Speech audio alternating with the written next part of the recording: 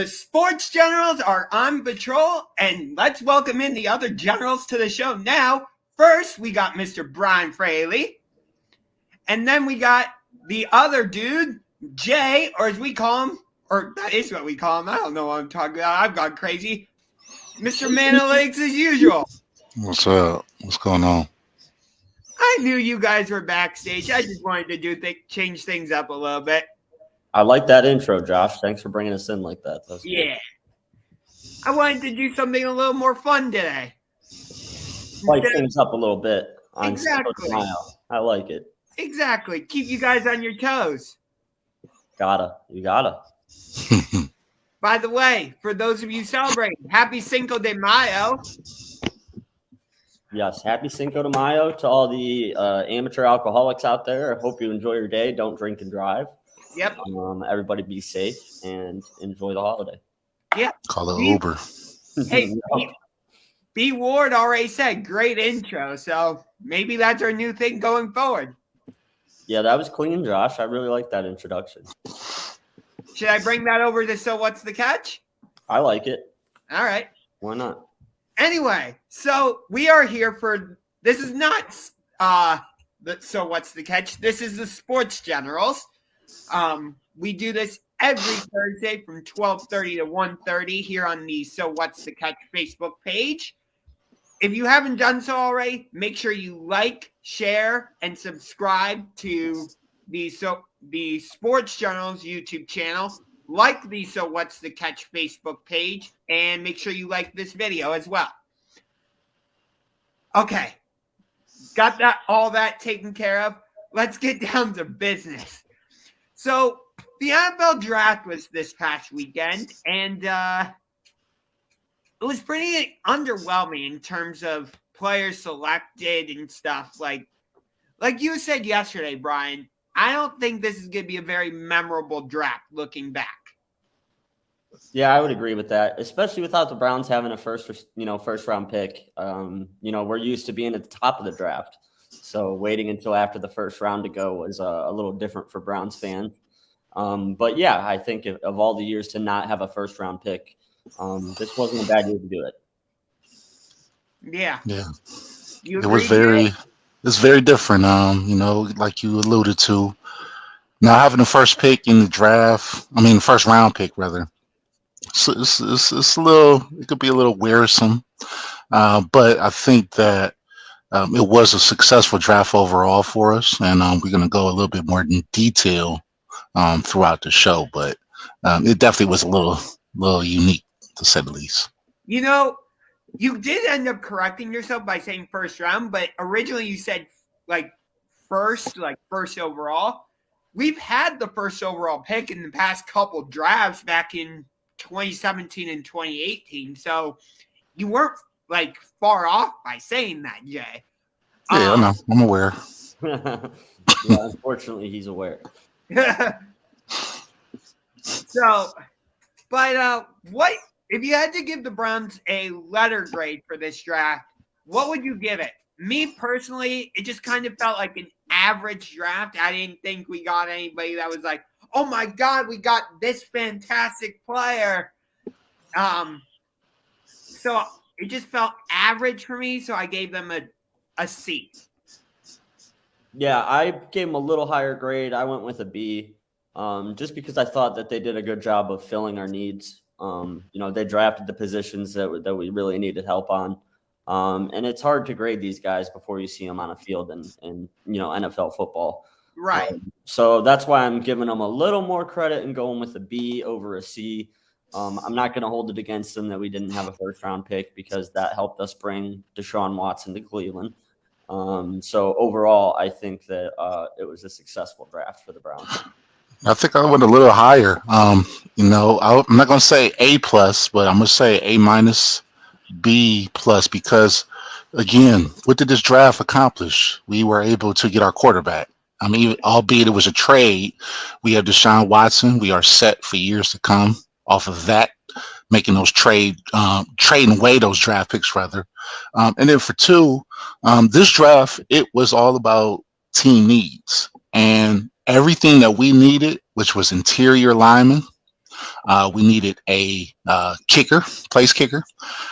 We needed secondary, and those were only the positions that we targeted this year. Yes, we got a wide receiver as well, but everything we needed was targeted in this draft. Unlike in the past, we just was pretty much reaching for the stars and taking whatever was available.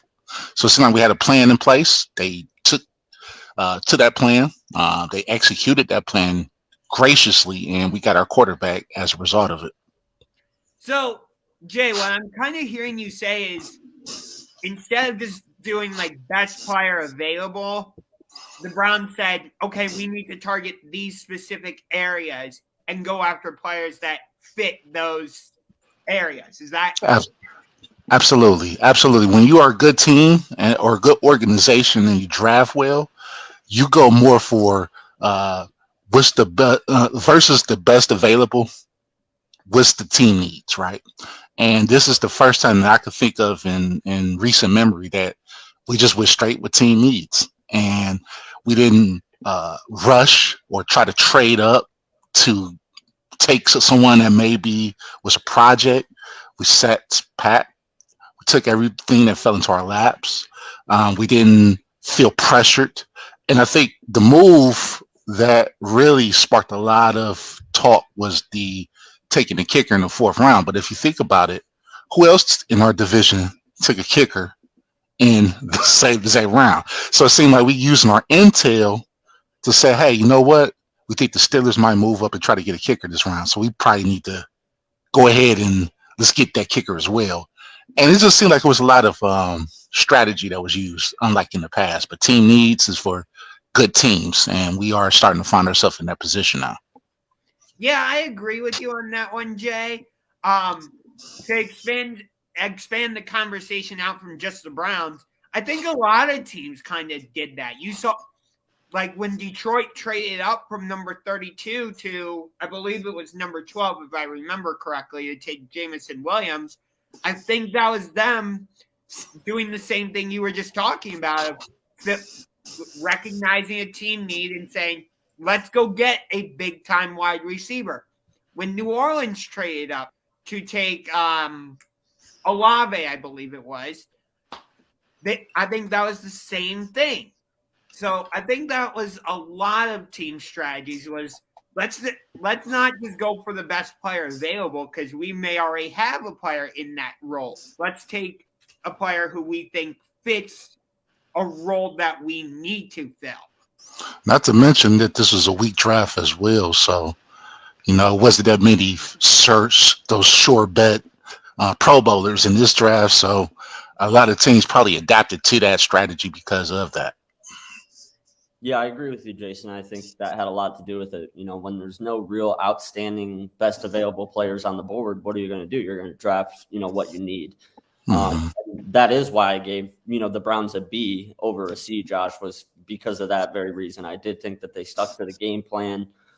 They didn't reach for anything. I think they got their guys right where they wanted to get them in terms of value and whatnot. I really like David Bell. I think that getting a receiver that low, he's pretty good. He's going to be a good one for a guy that was taken as low as he was. And, we went out and got our guy in Amari Cooper by trading that day 3 pick. So, I mean, you're not going to get a better wide receiver on day 3 than Amari Cooper. So 5th round. Right. So that's a great move as well. So, yeah, there were some things that we really did well. But, yeah, overall, we stuck to team needs. And I think that was kind of the vibe across the draft, like you guys both were saying. Yeah. I understand, Brian, what you were saying last week about how he didn't have the capital to move up.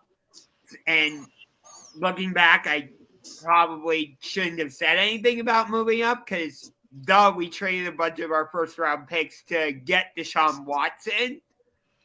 But when I just look at our receiving core, Amari Cooper, DPJ, Anthony Schwartz, David Bell, I personally view Amari as a number 2. I know he was the number 1 receiver when he was with the Raiders, and I guess you could say he was the number 1 in Dallas.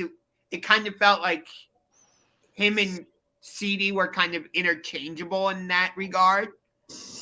But overall, I like Amari Cooper, but I'm just not sure he is a number one receiver. I don't know. I think it's clear that he's not a number one receiver anymore when they were willing to trade him for a 5th round pick. You know what I'm saying? Yeah. Yeah, I think that's kind of the book on Amari Cooper right now. He's on, his best playing days are behind him. Not to say he's not good anymore. He's still a good, valuable receiver. But I agree, Josh. He's not a Tyreek Hill or Devontae Adams or, A.J. Brown, these other big name receivers that went around the league. Not as talented as those guys. I'll agree with you there. Right. But think about this also, guys.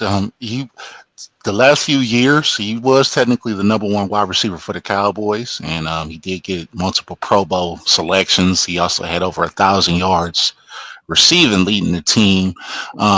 Yes, he's declined over the years, but he was a number one receiver even when he's with the Raiders. It's just a matter of finding that counterpart from him, and a lot of teams had struggled prior to the Cowboys. But the older you get as a wide receiver, you run better routes. You start to develop those safety nets where the ball's going to be available and I can catch it, shield it. He's always had hands. Speed-wise, he's been teetering that line, but he was a number one wide receiver for years. It's just a matter of Father Time catching up with him. But we'll see what he do with this Browns. So. That's why I was saying I would have liked it if somehow the Browns could have put together some sort of package to move up into the top 15 to get one of those top tier wide receivers. But I understand what you were saying, Brian, that we just didn't have the amount of picks that it would take to possibly move up into that range. Yeah, I think Amari Cooper is as good as you're going to get because there is no chance of us trading up into the first. I don't think there's a chance of us getting back into the first round period, let alone getting up high enough to take, the first round receivers. No receiver went past number 19. So all of the receivers taken in the first round were in the top 19 picks. So we would have had to have at least gotten into that range. Right. If we wanted to get a real first round impact guy. So yeah, it just wasn't in the cards for us. So Amari Cooper, it's a good fit. But yeah, I agree with you, Josh. I'd love to see one more star receiver on this team. But we'll see. There's a lot of rumbles. There's a lot of rumbling around the league that we fleeced the Cowboys for Amari, for 5th. So, again, given the lack of, let's say, superior wide receiving talent, I think we could all agree that he was the best wide receiver. Like Mari is better than all the wide receivers in this year's draft. So, I guess. Yeah, I don't know about. I'll take him. I think Wilson, Olave, and Drake London are all capable of being better receivers than Amari Cooper. But over the rest of them, yeah. Yeah, years to come. But right now, he's the best wide receiver. Yeah. I get what you're saying. The Browns are in win now mode. They're not, let's plan for the future type thing. If that was their mindset, they wouldn't have traded this year's first round pick, next year's first round pick, and however many other picks were in that package to get Deshaun Watson. They probably wouldn't have gone out and made the trade for Amari Cooper. And they wouldn't have made the other moves they've done this offseason if they were not in win now mode. Win now. Yeah, exactly. Last season, Amari Cooper, though, his numbers weren't, they don't blow anyone away. 68 catches for 865 yards. He did have 8 touchdowns, which is really good. So he's good at getting in the end zone, and that's important. But, some of those guys in the draft, they can go out there and get 70 catches and 1,000 yards, I think. Yeah. I think he missed 4 games too. I want to believe 4 or 5. He played 15 games last season. So he missed 2. Yeah, he missed 2. Okay. Do you think part of the reason Amari's numbers were down is because he was paired with CeeDee Lamb and Lamb got some of those touches and stuff? Yeah, he's just not a number one receiver anymore. They weren't using him like a number one receiver anymore. I think CeeDee Lamb definitely left him in that department. So yeah, that's why I think they were willing to let go of him for as cheap as they did. Was they weren't willing to continue to pay him what they were paying him for those kind of numbers. So it kind of made sense from both sides. But yeah, I agree. I mean, getting Amari Cooper for a 5th, 6th round pick, that's incredible. So Right. And there's two things to that answer too. Yes, I do think that CeeDee Lamb took away from, of course, which that was expected to take away from some of his input, but also Dak didn't have a good year last year, and as a result, and it was on record that he was Dak's favorite target, and however good he did was how good Dak did, but and vice versa. But Dak didn't do good, so as a result, he put up those pedestrian numbers. So I think those two reasons also factored into him not having such a stellar year this year. Yeah. So looking at the draft more from just a general perspective, who are your biggest winners of the draft? Like, who are your biggest winners in terms of teams? I really like the Jets draft just because they had so many high picks. I think that they've got some players that can make an impact immediately. So I really like their draft. If I had to pick a winner, I would say they're probably my winner. Okay. I like what Denver did. Denver was able to, again, add on to their pass rush, taking the kid from from Georgia. And they already had a good offseason as it is, just from the acquisitions they made. So if I had to say the winners of this year's draft, I do like what the Jets did, but I like what Denver did as well. So, and I think Kansas City, surprisingly, they did okay as well. Yeah, I agree with you guys about the Jets. Despite my criticism of the Ravens yesterday, I still think they had a solid draft. Mm-hmm. Despite what happened with Hollywood Brown, but again, that whole thing makes sense. They're not a pass first team, so why would a wide receiver want to go there anyway? But in terms of a loser, I would say Green Bay, because I felt like Green Bay needed to make a big splash in this draft. Yes, they went out and got Watson, the wide receiver from North Dakota State, in the 2nd round, but I'm really surprised that they kind of stuck to their guns and didn't go, okay, let's try and package these 2 first-round picks together, try and move up in the draft, like a Drake London, a Chris Olave, Jamison Williams, one of those guys, because Aaron Rodgers, he's on a 3-year contract, but is he actually going to play all 3 of those years? We don't know. It feels like it's still going to be a year-to-year type of thing with Aaron Rodgers. So, yeah, I get what you're saying about going and getting one of the stars of the draft, but I liked their draft overall, though. I did like who they got at the end of the 1st round. I think Quay Walker is a guy that's going to fit right into that team real nicely. He reminds me a lot of A.J. Hawk, and he is a guy that just makes a lot of tackles. He was probably the most productive player to come out of that Georgia defense. And there's some big names in the draft from Georgia. So I really like that they got him. Devontae Wyatt from Georgia, too, really good player. So, yeah, I agree with what you're saying. You know, it would have been great for them to get a weapon for Aaron Rodgers, but I don't think that they had a bad draft. Just because they missed out on one of the top receivers.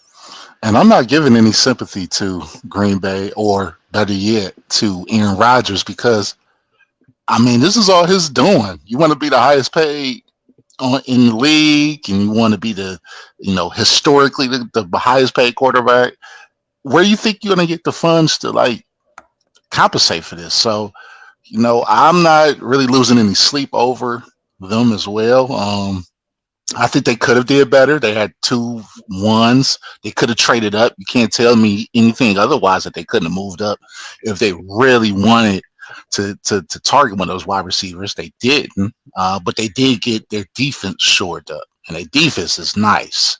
But as far as Aaron Rodgers complaining or one pity, Hey, that train's been passed because you took all that money. They couldn't pay anybody else on the team. So what do you expect? Well, interestingly enough, Rodgers commented on the first round of the draft live as it happened, and he wasn't upset with it. He was okay with them taking Quay Walker. He said he really liked them. He was okay with them skipping on a wide receiver with the next pick too. So apparently he was on board with the strategy going into the draft, because if he wasn't on board, he would have said it in that moment. But it seemed to me like he was okay with it. So obviously he's got enough faith in him and his guys that he thinks if they shore up that defense and they can be a lockdown defense, that he's good enough to carry them to a Super Bowl without getting one of those top guys in the draft. Yeah, I get that. Maybe he's putting himself on too high of a pedestal, though.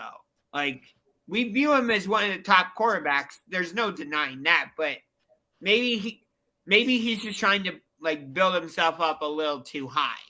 But what if he would have said, "I hate the pick," and we should have, what if he would have went the other way? Then we'd be saying the opposite. So Aaron Rodgers just can't win, no matter what. He's going to get criticized for it. If he would have came out and said, "This is bullshit. We should have traded those 2 picks up to get a wide receiver," everybody's going to say, "Oh, well, Aaron's, like he's trying to be the GM and this and that." But now he's okay with the picks, and everybody's like, "Well, he thinks he's too good if he thinks he can carry Lazard and Christian Watson to a Super Bowl." So you think you do a reverse psychology? People don't like Aaron Rodgers. That's at the end of the day. That's, I think, really what's at the heart of it. People don't like it. He's probably doing a reverse psychology, like, "Oh yeah, I love both of these picks. These are phenomenal picks, even though we all know how he is." And you probably don't, but he came with, like you said, damned if you do, damned if you don't. Yeah. Regardless, no one's going to like him anyway. Exactly.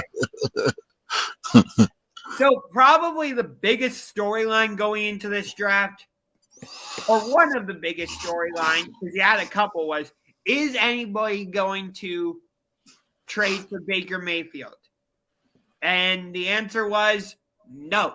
It looked like at one point Carolina was going to, but then they ended up not doing that, and they drafted Matt Corral instead.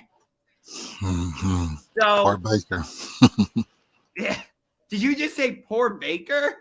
Yeah, I was being sarcastic, though. I mean, hey, he killed his own. He single-handedly, if we want to talk about winners and losers all season, he single-handedly killed not only his draft stock, well, his trade stock, but the target areas that he wanted to go to. I think if he would have handled his way different, not having the podcast show and adding on to the dislike of him, but I think he single-handedly wrecked his own future, and now we can't get a bag of chips for him. And now it's starting to be reports that, maybe the Browns just need to hold on to him. Like, that toxic type of chemistry is not going to be lingering. I think at this stage, what can we do? Like, it costs too much money to cut him. Yeah. So it's like, I don't know, what do we do? And I guess that's my question to you two. Like, what is there to do now? I mean, at this point, maybe you just somehow hold on to him until training camp. And usually I don't wish injury upon anybody, but maybe you perhaps hope that somebody's starting quarterback or whatever gets injured and they become so desperate. They're like, "Hey, let's trade for Baker Mayfield." It's going to happen. Again, I'm not wishing injury upon anybody, but by the same token, it's like you kind of hope somebody does. Yeah, I mean, the numbers say there's going to be a quarterback that's going to get injured in preseason or minicamp. They're going to, but I think it gets dicey when, once that happens, how desperate are we to move on? Because there's a report saying that not only are we willing to trade him, but we're not trying to pay a dime of what's owed on the remainder of his contract, which that right there seems that's holding back a lot of teams because they're thinking, Yeah, he's not a contract. So that's why, part of the reason they don't want to bring him on board is they don't want to pay him what we're paying him.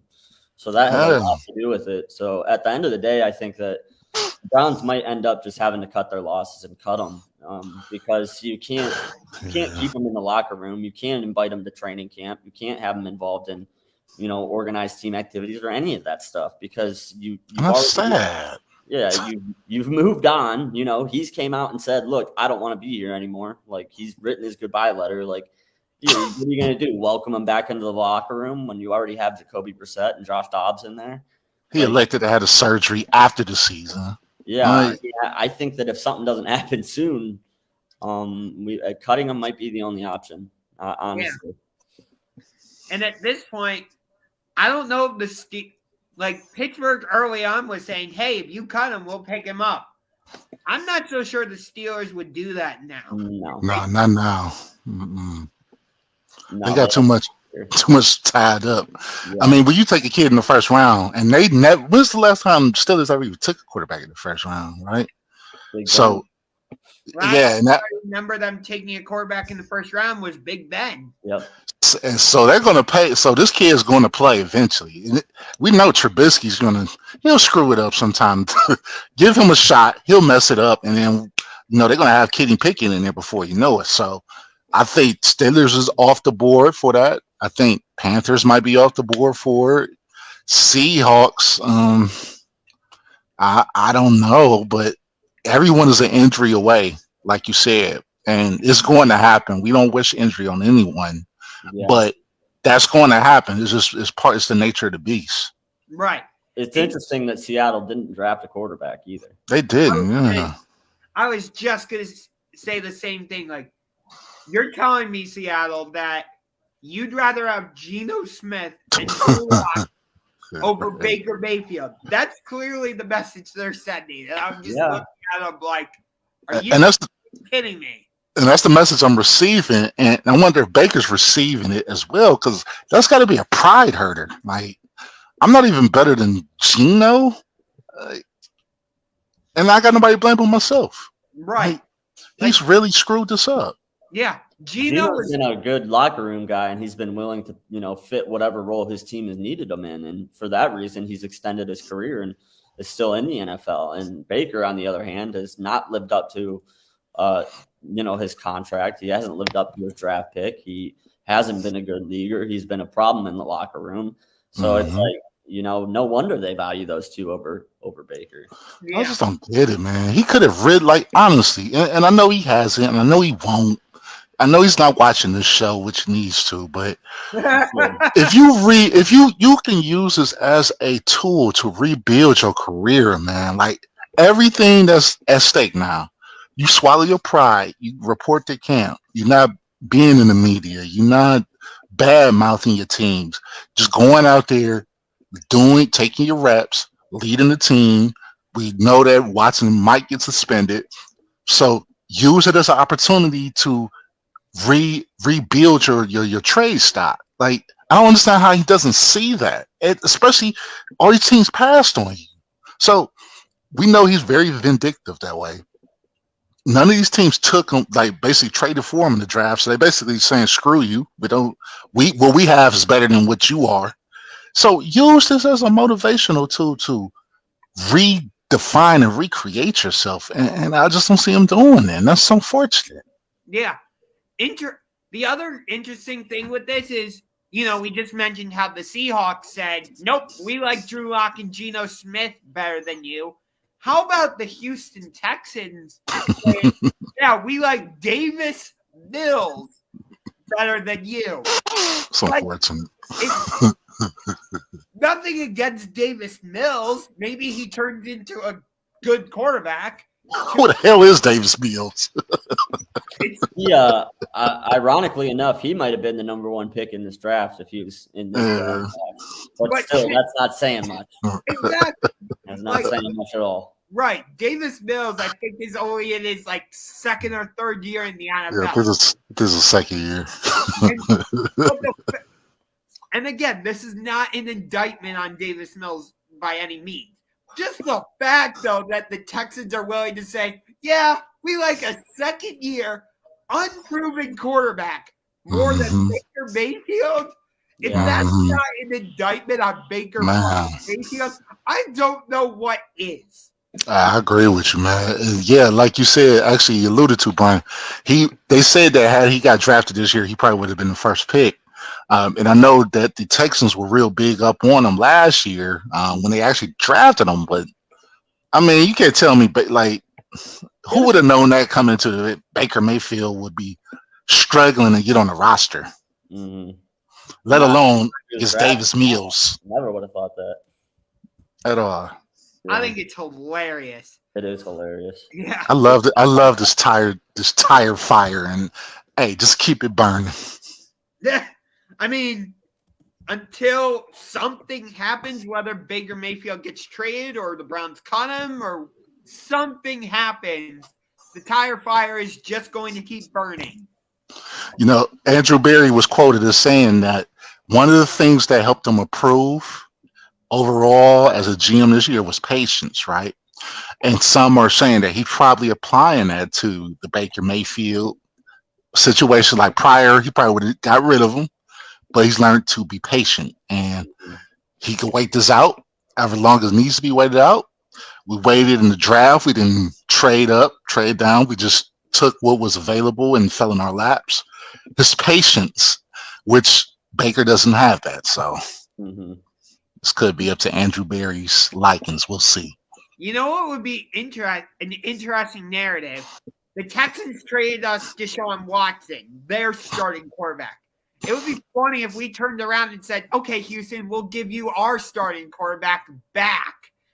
And then these two teams play each other this season, which, by the way, the schedule comes out next week. So what I may or may not do on the show next week, I'm going to put together a mock schedule, and maybe we'll go through it and predict the record based on that. We'll see. Wasn't there rumors that the Texas, like some of management, was open to trading for Baker Mayfield, even though this happened months ago, and some of them got on board with it, but then I guess they all lost interest recently. But I don't remember the Texans being involved directly, but yeah, I mean, they don't have a deep quarterback room, so I wouldn't be surprised if they were at some point in time. Yeah. Davis Mills. But Davis Mills in only 13 games, he still only had one less touchdown than Baker. Baker had 17 touchdowns in 14 games. Mills had 16 touchdowns in 13 games. Baker Mayfield also had 3 more interceptions than him. And let's see, Davis Mills completed passes at a rate 6.8% higher than Baker Mayfield. So actually, Davis Mills comparatively to Baker last season was much better. Except for commercials. That explains why they didn't want to replace Mills with Baker, because that's pretty much a lateral move. Yeah. Yes, it is. I swear, we continue to get Baker Mayfield, like, First Energy Stadium commercials. That's going to be sad. I'm really intrigued about that because what's the doctor that they have on there? I love that guy. Like Dr. Whatever his name is. His commercials are not only better than Baker's, but I know football season is slowly approaching. Are you going to do moving insurance? I don't know what the agenda is for Progressive, but they got some decisions to make. Yeah. Yeah. It's going to be fun. This season's going to be really fun. That's why I'm so intrigued by the schedule release next week. Coincidentally enough, it's the day of our show, so maybe we'll talk about that. We'll see. Fascinating. Anyway, so we talked a lot about the draft and stuff. So let's move on to the NBA playoffs. So there's no games on tonight because for some reason the NBA wants to give teams more than a day off. Makes no sense, but whatever. So we got 76ers Heat game 2 last night. And Jay, you and I were talking about this. I think you and I agreed about 3 out of 4 series on this. That I think so. If Philadelphia Boston and Memphis wanted to win their respective series, they had to win game 1. Yes. None of them did. No. So they are in trouble. Yes. Especially Memphis. Yeah, no. You think Memphis is the most in trouble out of those 3? Well, no. Actually, no. I think the most in trouble is Philadelphia by a long stretch. But I think they all are in trouble. But let's talk about the Memphis series for one. So like we stated, they should have won that game 1, and they let that slip through their cracks, right? Yeah. Had they won that, they're up 2-0 going into Golden State, which their chances, you would have to like their chances a lot better. But with you going into Golden State, I could easily see them dropping those next 2 games. Easily. Because of the environment. So they go down, let's say they go down 3-1, coming back to Memphis. Yes, they're getting closed out. Absolutely, right? With the 76ers series, they're down 0-2. It is starting to look like Embiid may be out for games 3 and 4. That's the last I heard of that.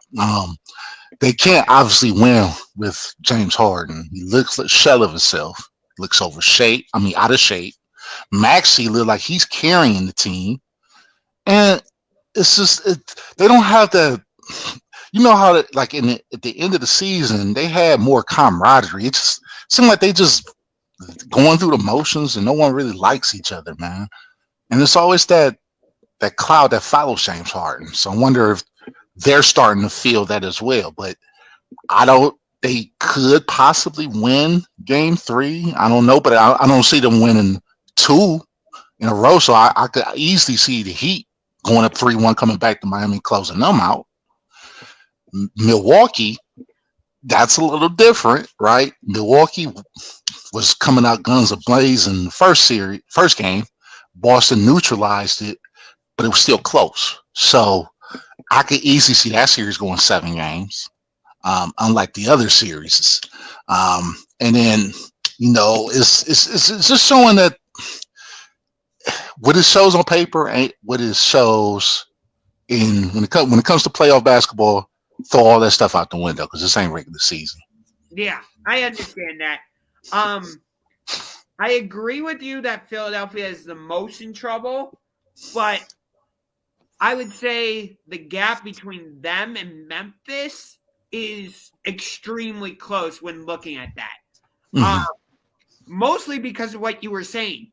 I don't think Memphis is winning either game in Golden State. I really don't. Clay and Steph seem to play totally different when they're at home. And that makes sense. A lot of players play differently when they're at home versus on the road. Mm-hmm. Which you can take that for what you will. But with that crowd behind them, you really think Steph and Clay are going to continue to shoot like as poorly as they have in this series? No. Absolutely not. Yeah, I think that the Warriors are going to end up winning the series pretty easily now. Yeah. I think that you're right, Josh, that the Grizzlies had to win that first game if they wanted a chance. And I think that the only reason that they did win game 2, part of it is that they're a young team and that building was just electric, so like they really fed off that energy. Ja had an insane performance. So everything had to go right for them to win that game. You know what I mean? It was like everything went their way. And I just don't see it going like that at Oracle Arena. It's just not going to happen like that there. How about Dallas? How about the Dallas series? What you think about that? That series is over also. Yeah, they're dead. They're dead. That might be a sweep. I was the biggest Luka fan, man. This is Me too. I love Luka. Man, it's only so much he could do. Son's got everything going. Exactly. I think we're on a collision course for Phoenix, Golden State in the Western Conference Finals. And I feel like every game of that series is just going right down to the wire, like final seconds. Who's going to hit the last shot? That series is going to be fantastic. I can't wait.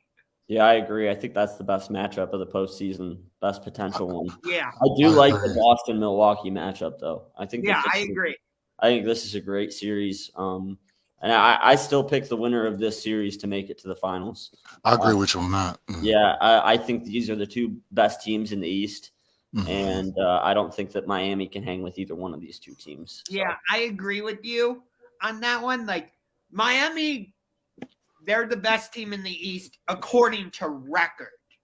But when you watch them on the court, I agree. Boston and Milwaukee are the two best teams. Mm-hmm. I think Milwaukee winning game one without Chris Middleton, that could be a bad thing for the rest of the league, because for the Bucks to be able to overcome that. Yeah, that's one of their big pieces. Correct. So, whereas other teams, you look at Philly without Embiid, Mm-hmm. like other teams really suffer when their guys are out. So yeah, that was a big eye opener to some teams to be like, oh shit, if they can win without him. How long is he out? Oh, geez. He may miss this entire series against Boston from what I've heard. Yeah. That's going to be tough right there. Yeah. But here's the thing with the Bucks. Like, Middleton went out, and what did they do? They put Bobby Portis into the starting lineup. So now their front line is Brook Lopez, Portis, Giannis. I don't like Portis, man. It just really irks me. I don't know. It's just I don't know about the sunglasses or just something about him, man. It's just, it's not my cup of tea. Okay. But, That's like, Boston, how's Boston supposed to match up with that? Like, their starting front line is, Robert Williams, who I would say is more of a defensive player than an offensive player. You got Al Horford, who he's a good player, but I think his best days are behind him. And Jayson Tatum, who's a budding superstar, but undersized going up against Giannis. So, yeah, I don't know. I think Middleton being out for this series, because he is expected to be out. He might even be out the whole next series too, if they do win the series.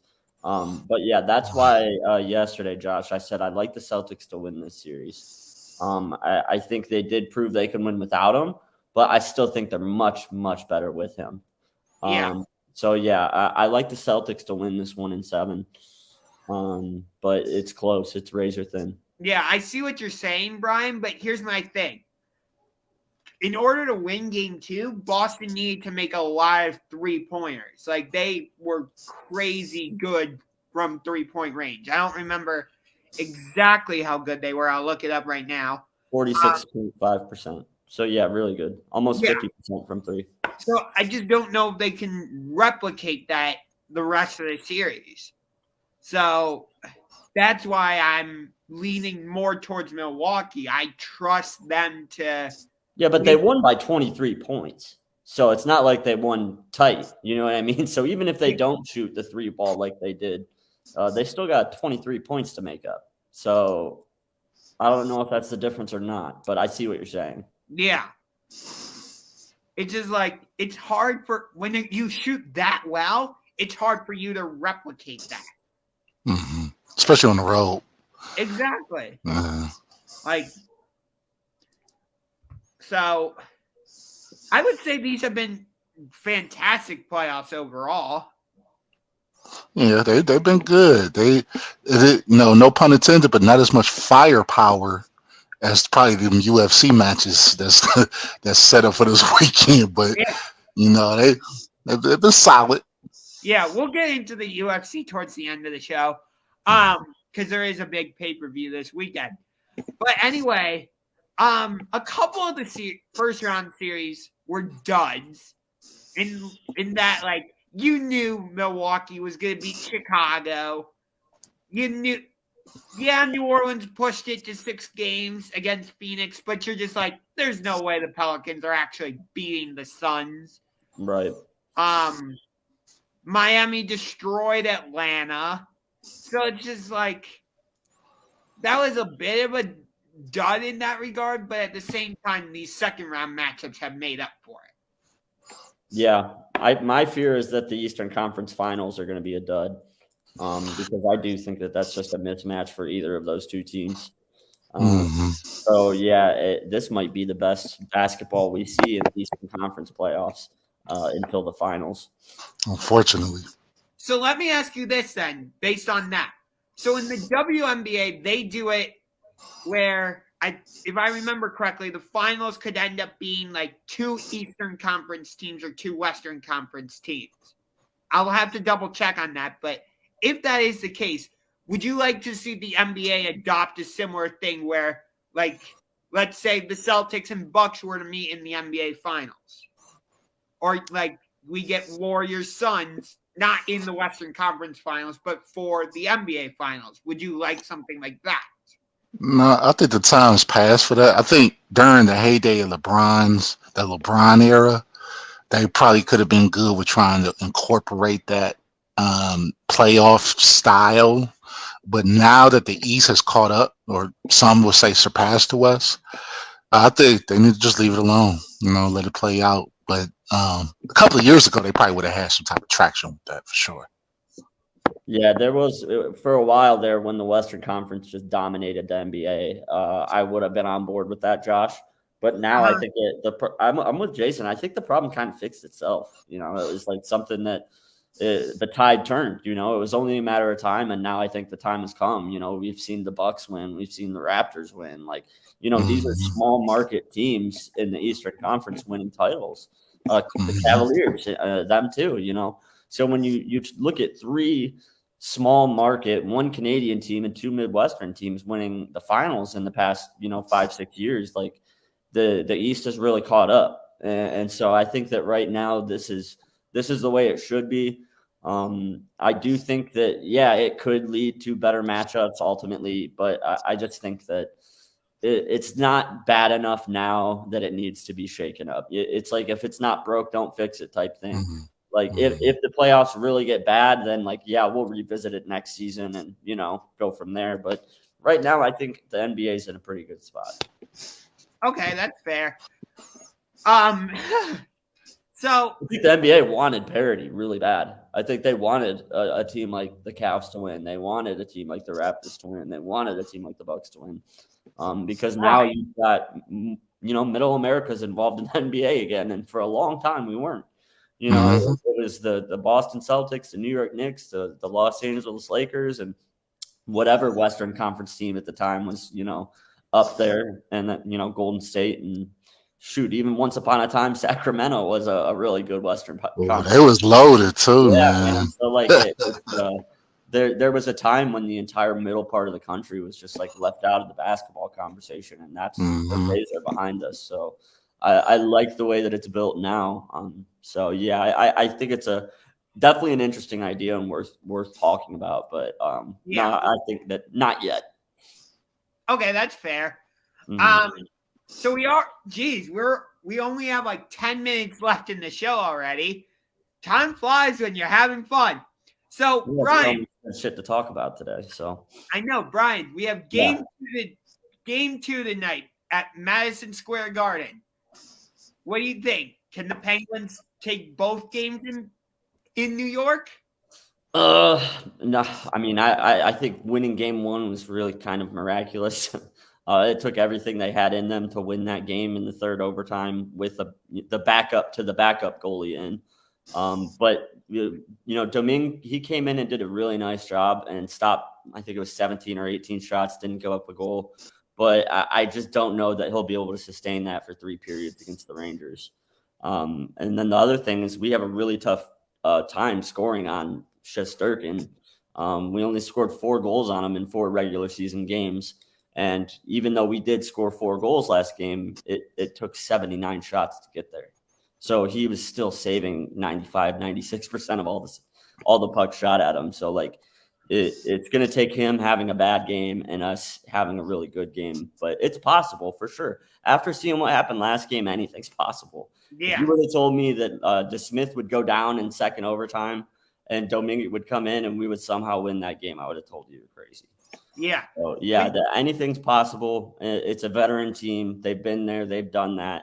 So they're in as good of a position as any team to overcome their shortcomings, because of that veteran leadership that they have on that team. Yeah. You know what I compare this Rangers-Penguins series to actually is the Grizzlies-Warriors series, where the Warriors are that veteran team where they've been there, done that, and the Grizzlies are the young, up-and-coming, inexperienced team. I think it's the same thing with this series. Penguins, they've got Crosby, they've got Gensel, Malkin, who've been there, done that. Mm-hmm. Brian Rush as well. Whereas the Rangers, a bunch of guys that have 3 cups. So yeah. Whereas the Rangers, they're that young, up-and-coming team. They've got nice pieces. Artemi Panarin, Chris Kreier, Shesterkin. Lafreniere, he's going to be a really good player. He's still really young. Yeah. Number 1 overall draft pick. He was one of the highest touted recruits since Crosby. So he's a guy that can still develop into a weapon there. So, yeah, it's a really good analogy. I still think they're the better team and they should win this series. But it's the Penguins, man. Like they've done it before. They can do it again. So I'm not burying them yet. But my money is still going to be on the Rangers if I had to put it one way or the other. Yeah. Have you been following the Stanley Cup playoffs at all, Jay? Negative. But I do know that the Rangers, they do have a setup for them to potentially win that series against Pittsburgh. We'll see. But it's usually like the best teams always win. So, you got the Avalanche. They may go on to win their series. And then you got Florida. Washington is up.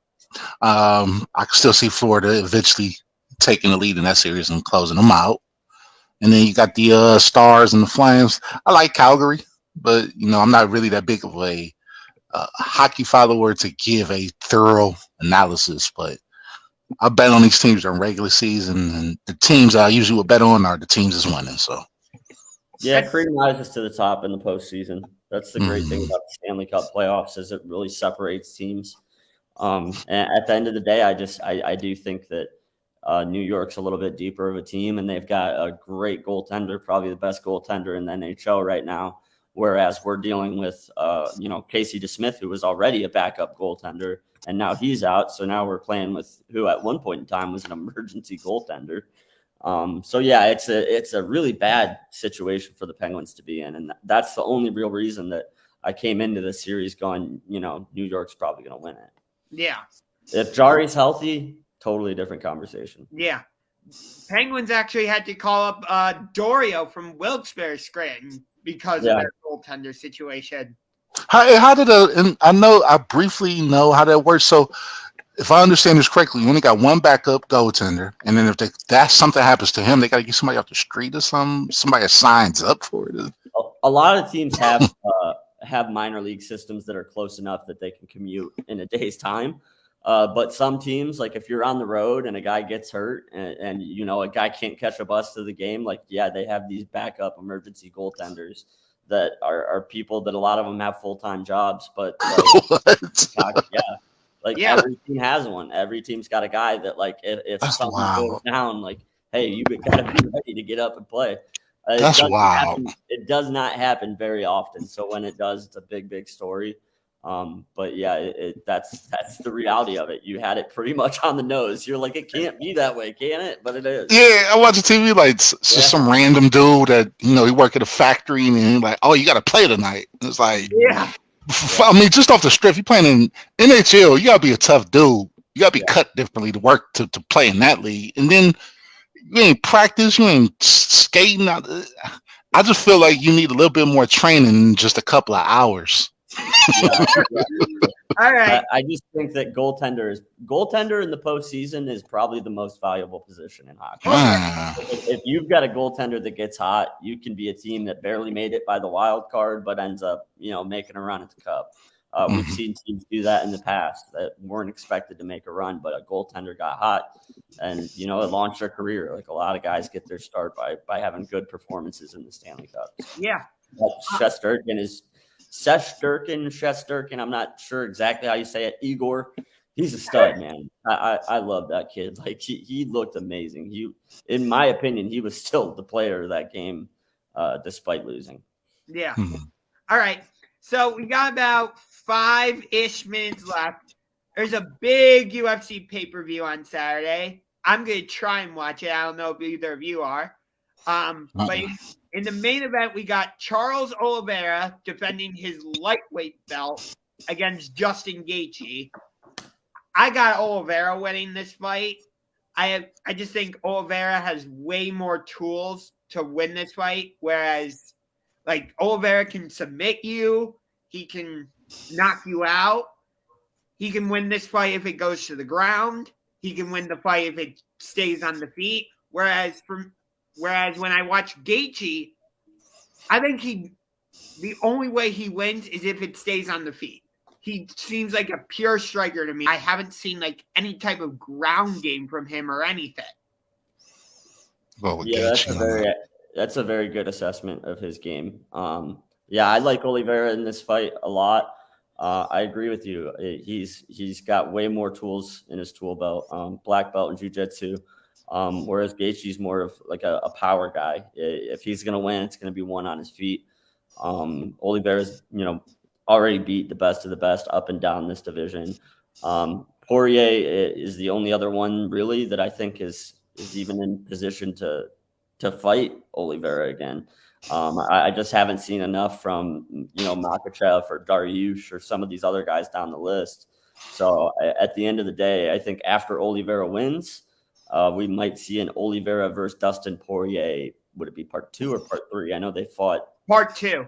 Part 2, yeah. I think part 2 might be coming if that's the case. That'd be nice. And I think that's the best matchup too. So to answer your question, Josh, yeah, I think that he wins the fight, Oliveira wins the fight, and then who would I want to see him fight? I'd want to see him fight Poirier again. I'd be interested in a champion versus champion fight if Volkanovski were to move up and face Oliveira. I think that would be a fantastic matchup. Yeah, that would be a great match. I don't know if he's going to move up or not, but Volkanovski expressed interest in doing that in his post-fight interview after being the Korean Zombie. Yeah, I know he'll do it for sure. I know he would do it. I just don't know. I don't know what the motivation would be for. Yeah, I don't know why he would be motivated to take that fight, if that makes sense. You know what I mean? Yeah. I think that he might be more interested in sticking to, the people in his division, because he's dominating that division right now. So why step out of your comfort zone? For some guys, some guys are like, okay, this is a multi-division champ. Like that's the only way he'll live up to his potential. I don't think that Oliveira is that guy. I think he's a really good lightweight, and that's where he, that's where he's at his best, and I think that that's where he belongs fighting. So, okay. And then in the co-main event, we've got a rematch like 7 or 8 years in the making.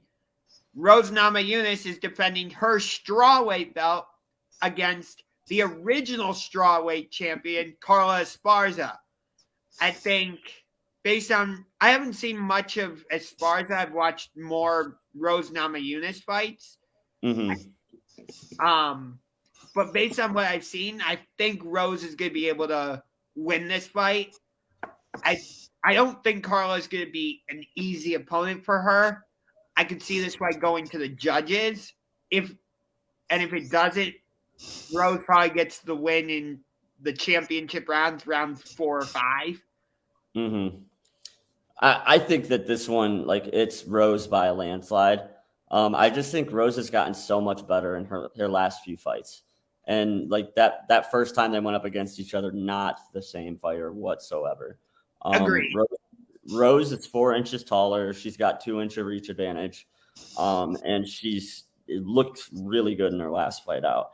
I think that the only thing that Rose was missing before gaining this belt was the confidence. I thought she was the best fighter in the division before she held the belt, but she didn't have that. You could tell she didn't have the confidence.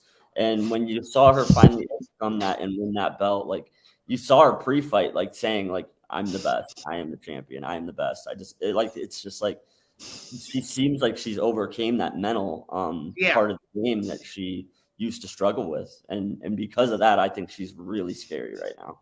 Yeah. A confident Rose is a scary Rose, and I think she's confident right now. Yeah. You got any thoughts on this one, Jay? I'm just go with Rosa. Seems to be the favorite. Yeah. Yeah. But that's all the time we got for today. We will talk about those two fights definitely next week because those are two big ones. Yeah. And don't forget Tony Ferguson and Michael Chandler. That's going to be a fantastic fight as well. Yeah, good card this weekend. If you can, definitely, I would recommend purchasing. Yep.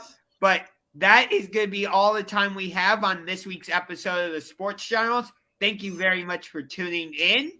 Can't wait for next week's show as it is schedule release day for the NFL.